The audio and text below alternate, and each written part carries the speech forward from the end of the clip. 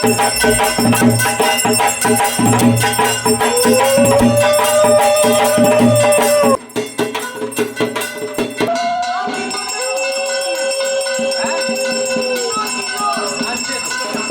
মদনমোহনের আজকে স্নানযাত্রা মহারাজা পরম্পরা মেনেই এইভাবে চলে আসতেছে এবং দুধ দই ঘি মধু ডাবের জল গোলাপ জল দিয়ে বাবা মদনকে স্নান করানো হয়েছে।